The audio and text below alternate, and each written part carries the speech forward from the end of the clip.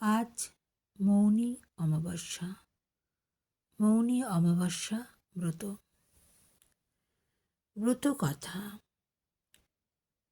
এক দেশে বিধবা মামনি আর গয়লা বউ থাকত। তাদের দুজনে ভারী ভাব। কিছুদিন পরে তারা দুজনে সই পাতালো। বামনির সবেধন এক মেয়ে আর গয়লা বউয়ের ঘর ভর্তি ছেলে আর মেয়ে। একদিন দুপুরবেলা বামনি মেয়ে নিয়ে দাওয়ায় বসে চরকা কাটছে। এমন সময় এক সাধু ভিক্ষা চাইলে। মেয়েটি উঠে ভিক্ষা দিতে গেল। সাধু ভিক্ষা নিয়ে বললেন, আহা, অমন মেয়ের কপালে বৈধব্য রয়েছে। সেই শুনেই বামনি সাধুর পা দুটো জড়িয়ে ধরে বললে, প্রভু, বলুন কি করলে মেয়ে আমার অমন দশা হতে মুক্তি পাবে? আপনি তার উপায় করে দিন।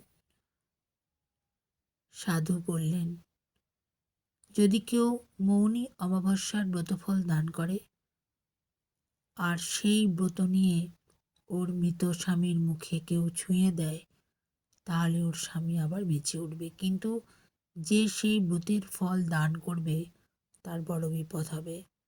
বামনি বললে, তার সেই বিপদ কাটাবার কি কোনো উপায় নেই? সাধু বললেন, উপায় যে নেই তা নয়, কিন্তু তা বড় শক্ত। বামনি বললেন, যতই শক্ত হোক আপনি বলুন। সাধু বললেন, ওই যে বন, ওর মধ্যে পাতার একটা কুঁড়ে আছে। কুঁড়ের ভেতরে একটা কুটে রোগী আছে। তার গায়ে এক হাঁড়ি দই বেশ করে মাখিয়ে সেই দই আবার নিজের চিপ দিয়ে চেটে হাঁড়িতে তুলবে। তাহলেই তার সমস্ত বিপদ কেটে আবার পূর্বের মতো হবে। এই কথা বলে সাধু চলে গেলেন। এরপর বেশ কিছুদিন কেটে গেল। বামনি আর গয়লা বইয়ের সঙ্গে দিন দিন ভাব আরও গাঢ় হয়ে উঠল। আজ বামনির মেয়ের বিয়ে। বিয়ের পর মেয়ে জামাই বাসর ঘরে এসে বসল। হঠাৎ জামাই মেয়ের গায়ে ঢলে পড়ল। তাড়াতাড়ি সকলে ধরে বসাতে গেল। দেখলে তার দেহে প্রাণ নেই। অমনি বাসর ঘরে কান্নার রোল উঠল। বামনি আগে থেকে সব জানতো। ছুটে গেল গয়লা বউয়ের বাড়ি। গিয়ে বললে, তোমার মৌনী অমাবস্যার ব্রতফল 7টি আমায় শিগগির দাও। আমার জামাই বাসরে মরে গেছে। গয়লা বউ ব্রতফল 7টি সইকে দিলে। বামনি ছুটে বাড়ি এসে জামাইয়ের মুখে ছুঁয়ে দিলে। অমনি জামাই বেঁচে উঠল। তাই দেখে সকলে আশ্চর্য হয়ে গেল। পরদিন ভোরবেলা গয়লা বউ বামনির কাছে হাও হাও করে কেঁদে পড়ল আর বলল, সই, আমার সব গেছে। স্বামী পুত্র সকলে মরে পড়ে আছে। পিঠের বাতি জ্বালাবার কেউ নেই। বামনি বললে, সই, কেঁদো না, এই দই হাঁড়িটা নিয়ে আমার সঙ্গে এসো। এই বলে বামনি গয়লা বউয়ের হাত ধরে সেই বনের ভিতর কুঁড়ে ঘরে গিয়ে দেখলে কুটে বসে আছে। তখন বামনি বললে, সই, এই কুটের গায়ে হাঁড়ির দইটা লেপে দাও এবং জিভ দিয়ে চেটে হাঁড়িতে তোলো। সেই শুনে গয়লা বউ মনে কোনো ঘেন্না না করে তাই করলে।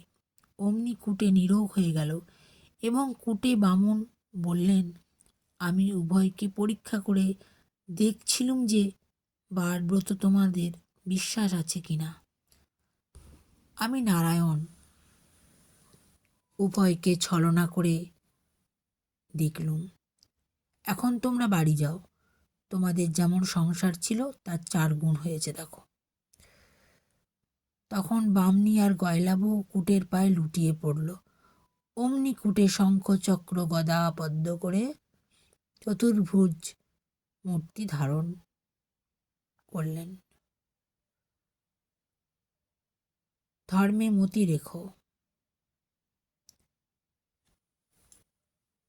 মানে চতুর্ভুজ মূর্তি ধরে বললেন আর কি, ধর্মে মতি রেখো। একবার দিনান্তে আমাকে ডেকো, তাহলে তোমাদের কোনো দুঃখ কষ্ট থাকবে না। এই বলে তিনি অন্তর্ধান হলেন।